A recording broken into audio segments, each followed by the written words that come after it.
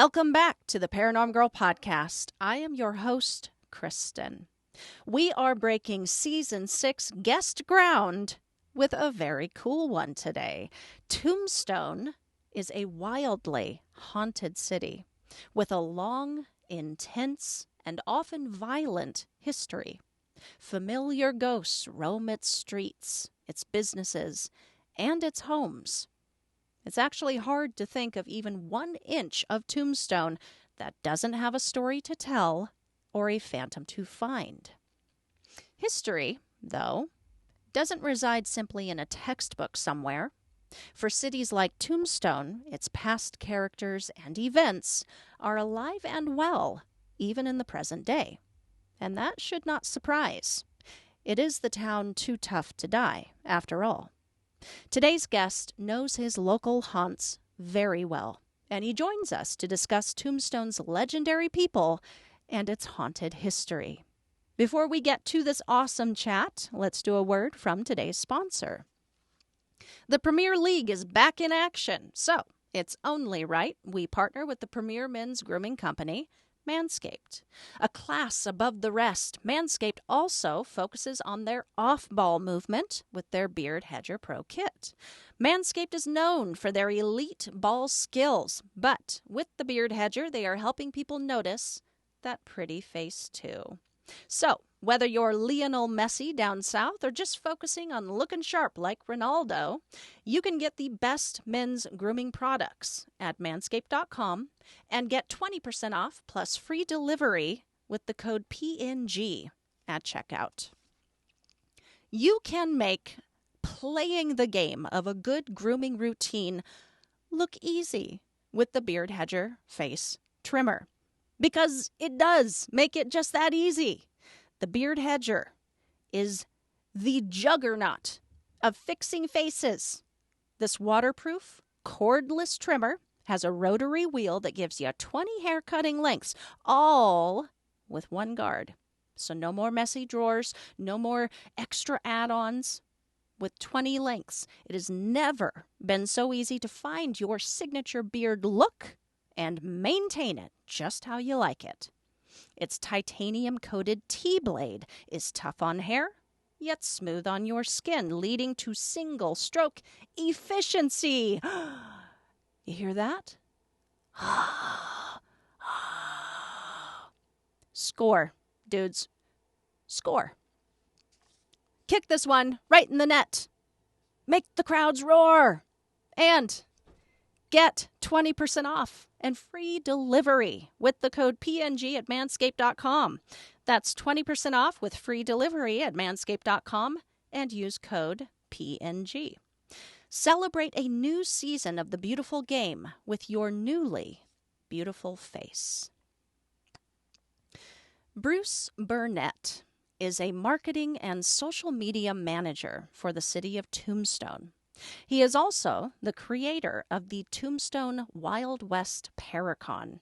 Following their awesomely successful inaugural event earlier this year, they are now gearing up for their 2nd annual convention, scheduled to take place April 26th through the 28th. Today's episode will be the first half of our conversation, wherein my guest tells me about an incredibly real personal experience with a woman in white before diving into the history and the hauntings of Tombstone, including encounters with a gregarious and very friendly little girl named Emma and the most haunted location in the city. Might not be where you think. Please enjoy my conversation with Bruce Burnett.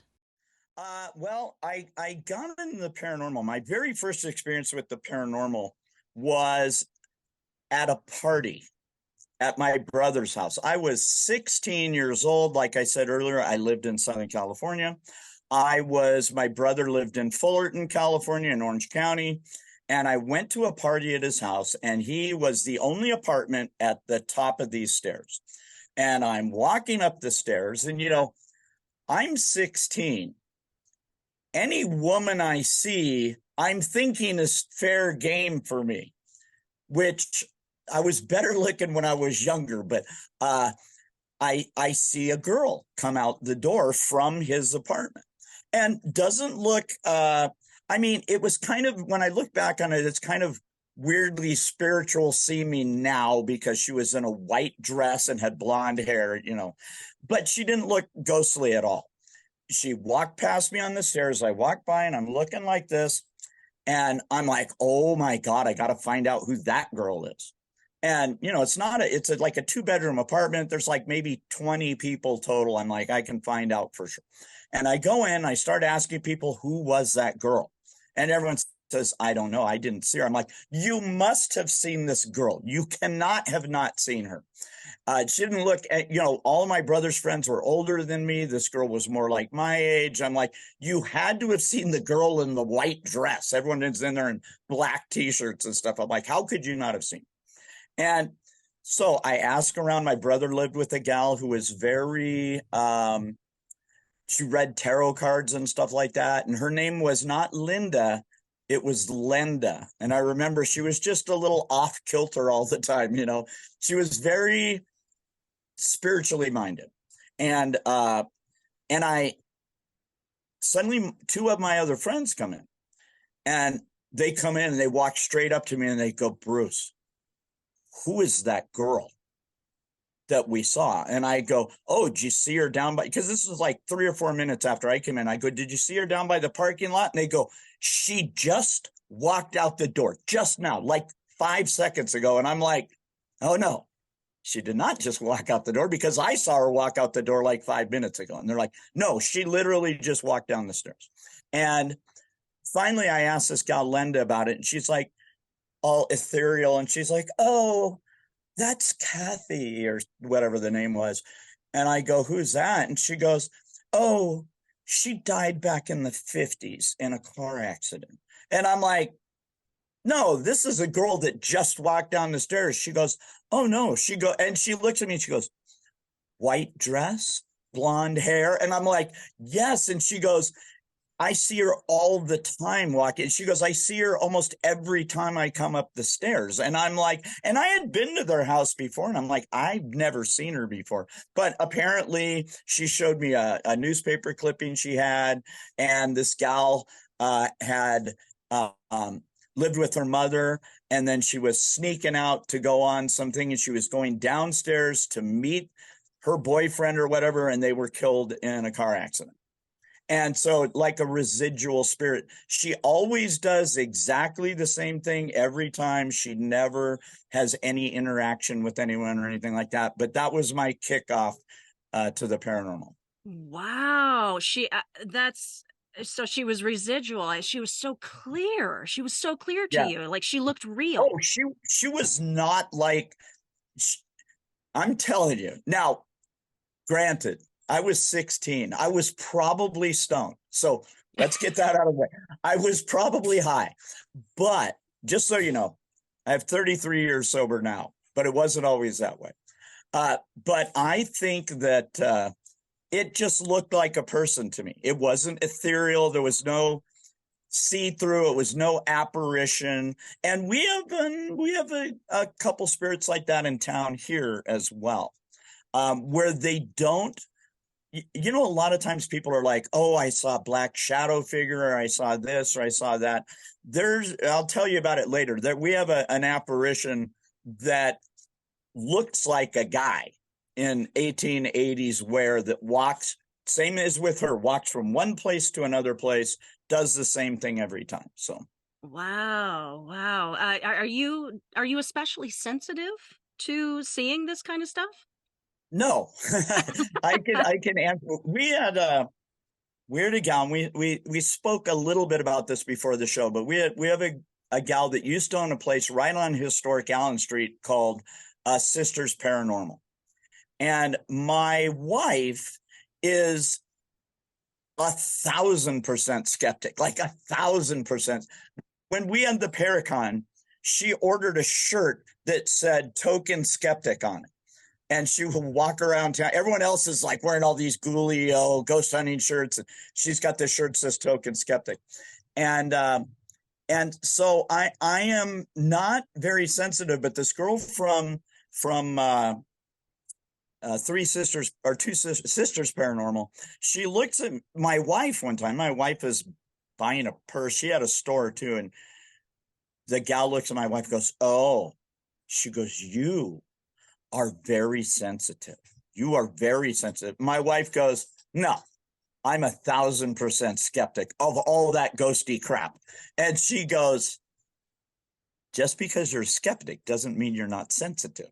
And I'm like, "Ooh." And then she looked at me and she goes, "Well, you're really sensitive too." And I'm like, I don't have a lot of things where I myself see or feel or hear. Yeah, do I get goosebumps? Yeah, if I'm in a dark room by myself in a creepy room, I can get goosebumps anyway. It doesn't matter if there's spiritual presence there or not. It's like you lock me up alone somewhere and I'm going to be like, oh. But she said I was sensitive because she asked me, she says, "All right, so maybe stuff doesn't happen to you, but does it happen to people around you?" And I'm like, "Yeah, all the time, all the time." And she goes, "Well, you might be the conduit for that." And I'm like, "Oh, that's kind of creepy." Because, Oh. when you do investigations and things, when things happen that are like targeted without a doubt directly at you, those are the kind of things that are hard to discount, and I've Mhm. had some experiences like that here in Tombstone where I'm like, oh, that's talking about me by name, by name. I'm like, oh, that's creepy. So Yeah, that's not always a comfortable moment when your name pops up on the EVP or the spirit box. It's like, ooh, okay, and yeah. leave this room. Well, let's talk about the kinds of experiences that people are having in Tombstone when they go to investigate. They're taking these tours. I especially love history meets haunting. I think they Oh, feed each other, and so yeah. I am keenly interested in this space. Tombstone. It is historic and it is haunted AF. So let's talk about some of these locations. And not only is it haunted AF, I love that term. Haunted AF is it's historically super well known. I mean, you go to a lot of places and people, they know about the history and stuff, but like in town here, everybody's a historian. And I don't mean everyone's a good historian. I just mean everyone's a historian. I mean, you'll hear Hollywood history mixed with archive history, mixed with oral history, all in the same conversation, and no one looks at you like it's weird. But if I was going to talk about some things that people see a lot, I'll talk first about. Um, I mean, people have referred to it as a specter, have referred to it as an apparition, have referred to it as a guy walking across the street, and that is what they commonly associate with Wyatt Earp. And I have to say, pardon me, because when I'm looking at you, I probably look like I'm looking to the side because my camera's over here. I didn't So even notice. No, you're good. it's probably like I'm like, eh. Okay. So what they call the deadliest corner in Tombstone is the corner of Allen and 4th Street. You have Crystal Palace on one side. You have the um, Wyatt Earp's Oriental Saloon on the other side. You have some shops on this side over here, and then you have the Longhorn Restaurant, which back in the day was called the Bucket of Blood. We had Ooh. original names of places back then. So the Bucket of Blood had some construction going on, and Virgil Earp. Now, do you know who Wyatt Earp is? Do you even know? Yeah, I'm familiar with Wyatt Earp. Yeah, and Virgil is his Okay, brother, right? right. So anyone that's seen the movie Tombstone, which the older I get, the less people are familiar with the movie. Because when I grew up, it was like a big thing. Oh, shootout at the OK Corral, and it's not so much anymore. But it's a really interesting story. It's a super good Western. So, but Virgil Earp, who was Wyatt Earp's brother, This is after the shootout at the OK Corral. Okay, shootout at the OK Corral. There was Doc Holliday, Wyatt Earp, Virgil Earp, and Morgan Earp.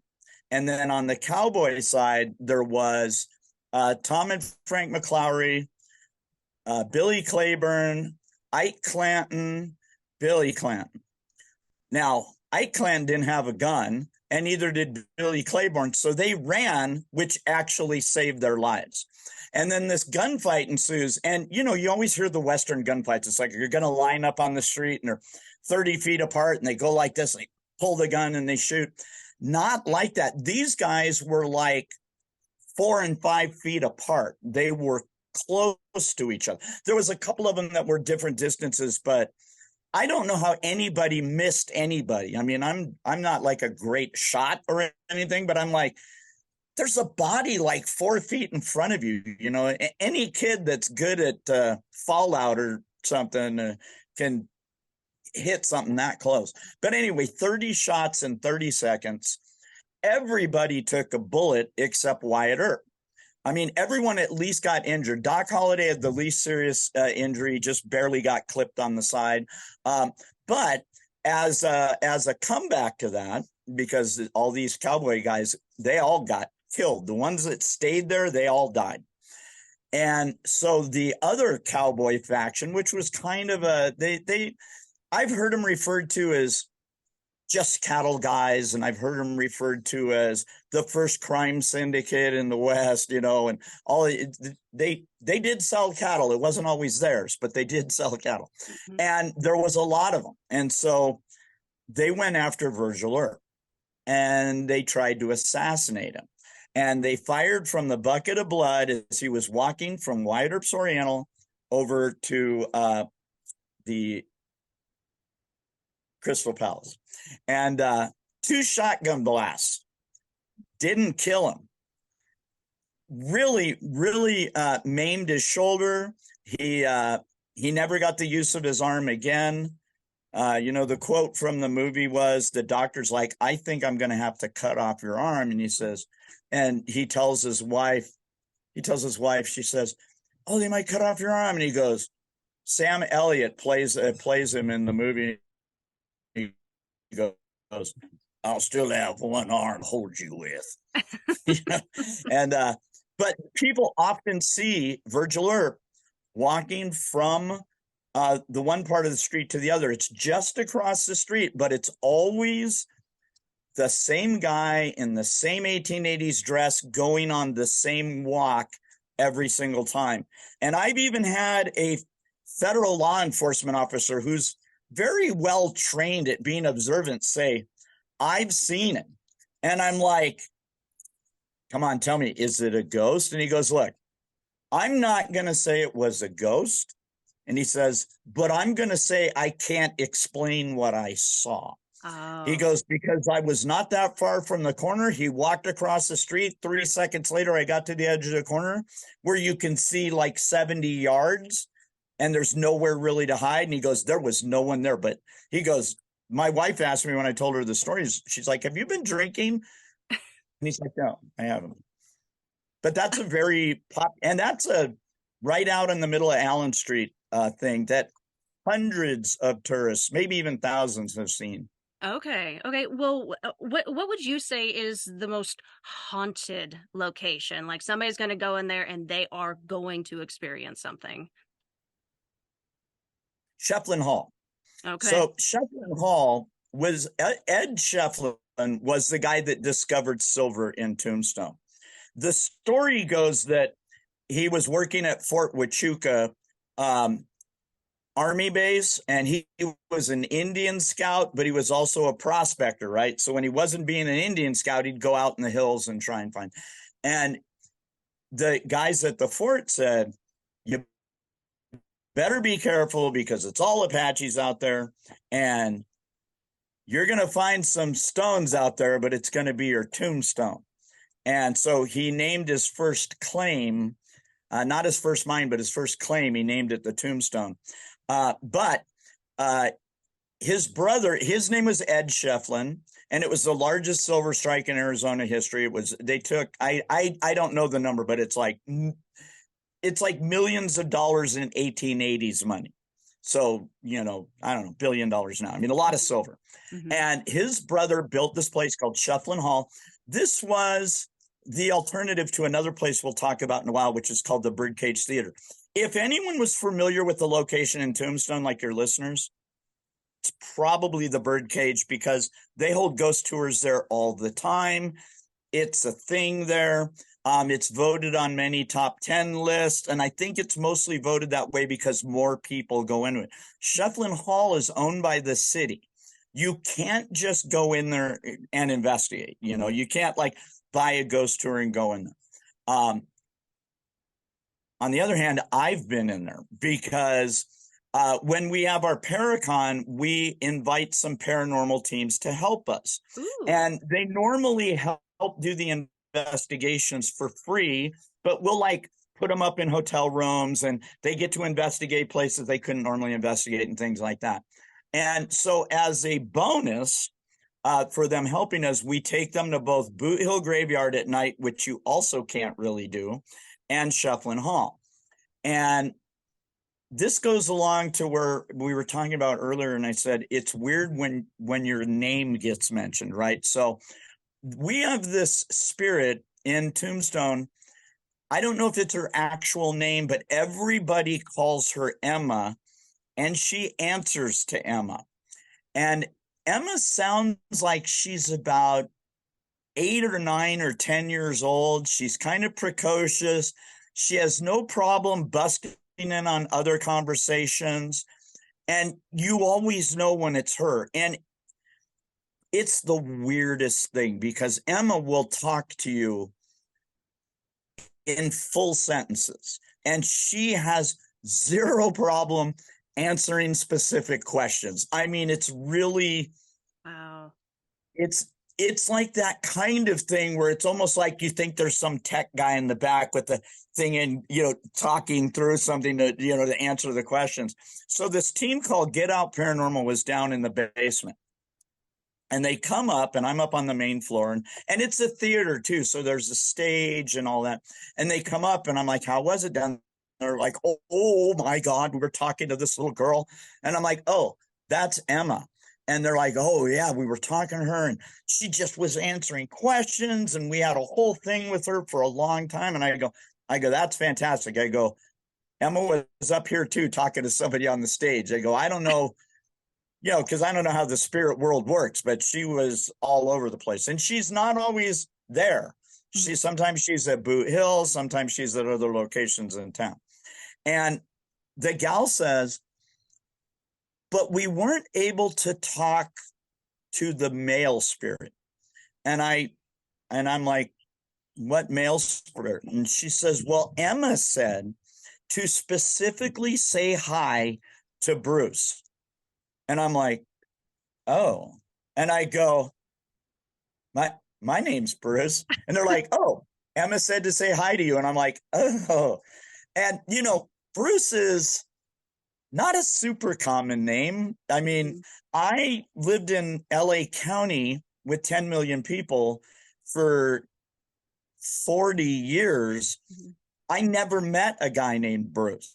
Mm-hmm. So it's just not a usual name. So when they're like, oh, say hi to Bruce. Have you heard of a spirit named Bruce? I'm like, well, I'm not a spirit. I'm like, did she say hi to a spirit? And they're like, no, she just said, say hi to Bruce. And I'm like, oh, that's weirdly creepy. Wow. Yeah, that gave me chills when you said that, because I knew you were going to say it was you. I was like, oh, whoa. Wow. And they didn't know. No, I had never met those particular guys. I had met another team. I met another team at a place called Undertaker Espresso, and I had met with them and took them to Shufflin Hall. And my partner, or not really my partner, but one of the people that works on our team was meeting this other paranormal team and took them to Shufflin Hall. So they didn't even know my name at all. Mm-hmm. So it wasn't like they knew who I was and it was a made up thing. Mm-hmm. Okay. Yeah. Okay. So Emma is at Birdcage. No, Emma is at Shefflin Hall. At Shefflin Hall. Okay. But Okay. but she's also at Boot Hill. She's also at the Tombstone, what they call the Tombstone New Cemetery, which started back in the 1880s. So it's not exactly new, but there's a lot of famous people buried there too. And she's been caught on the walking ghost tours before too. Oh, Yeah. wow. She's Okay. she and like I said, she's like precocious. She likes to talk to people. It's like she will, if she doesn't like you, she will let you know. We had a guy on a tour one time, and the ghost hunter's like, well, what do you think of this place? And somebody said something, and she goes, he's a liar. Mm. He's a liar. And everyone was like, ooh, because we're not really thick with dark entities here. We're not a dark entity place. We're not, I mean, it's not that we don't have people that get touched and things like that, but we don't have, there's no demonic thing going on here. It's not going to be like, God, I even hate to mention this. It's not going to be like Ghost Adventures where if there's no evidence, suddenly someone's going to get possessed. Yeah. It's like, oh, they get no evidence, no evidence, no evidence. And suddenly there's like, oh, something's inside me. And I'm like, yeah. That's convenient, isn't it? They came here twice. Ghost Adventures has been here twice. That's right. Yeah. Where And did they investigate? They investigated one time over at what they call Ike Clanton's Haunted Hotel, which is, no. Actually, I don't know where they went the one time. The other time they went to the birdcage, though. Oh, okay. But the birdcage, they're not fans of them. They're not fans of Ghost Adventures? No. Matter of fact, the owner, when we were mentioning that Paracon was coming, she goes, don't bring those guys near the birdcage. And I go, why? She goes, if I see them on my property, I'm going to arrest them for trespassing. And I'm like, oh, because apparently, the birdcage is also a museum, right? So it's like, you can't go here, you can't go here, you can't go here, you don't touch this, you don't touch that. And of course, they did all that stuff, so she's not a fan of theirs. So. Yeah, but that's too bad. You know what I've discovered, and I give all props to Ghost Adventures, right? I mean, they really brought ghost hunting into the limelight. You can't fault them. They got the #1 show on the Travel Channel. But if you talk to the public, they love them. They're like rock stars of the paranormal world. I used to hang out with a lot of bands and stuff when I was young, and it's like these guys, when you're with them in person, they're very much just like dudes. You get them in front of a bunch of girls and suddenly they turn into rock gods. And that's exactly the way those guys are. But paranormal teams and stuff, not so much. They don't like them so much. Yeah. That being said, I would love to meet Aaron at some point. I've heard he's a really cool dude. He's the one guy, and because I sympathize with Aaron, it's like, you want me to go down to the basement by myself? Why don't you go down to the basement by yourself? And that would be me. I'm like, like I said, I can get the creepies, the creepies when being anywhere by myself. And I'm like, oh yeah, don't put me in the basement. I don't want. I used to like the guys. I can't remember their names, but I know the name of the show. It's called Ghost Bros. And they were out of like Atlanta or something. And these 3 black guys in their opening thing, like super nice guys, they look like they'd be super cool to hang out with. And in their thing, the one guy says, let me tell you something. If I see a ghost, the first thing I'm going to do is I'm going to run screaming. And he goes, I'll go back and try and get evidence later. He goes, but if something happens, the very first thing I'm going to do is be in another room. And I'm like, that's like the most honest thing I've ever heard anyone say. Yeah. At least he's honest about it. Well, before we move on, if you wouldn't mind, can we hear a couple about some of the phantoms of Birdcage or the historical significance of why what's going on there is going on there?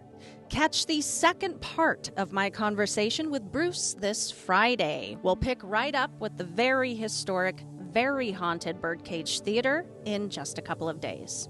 Bruce also tells us about numerous haunted locations around Tombstone that you wouldn't ordinarily think of first to investigate. This town, I swear, you guys, it is the paranormal investigators' paradise. We, of course, also discuss details of the upcoming Wild West Paracon. In the meantime, if you are already curious about attending and want to find out when tickets will become available, or you just want to touch base with my guest, please visit the links to their website and Facebook that are included in the show notes. You can also touch base with me at Paranorm Girl Pod on all socials and YouTube. You can also email the show at paranormgirlpod@gmail.com. That is a wrap for today's part 1. See you guys back here Friday.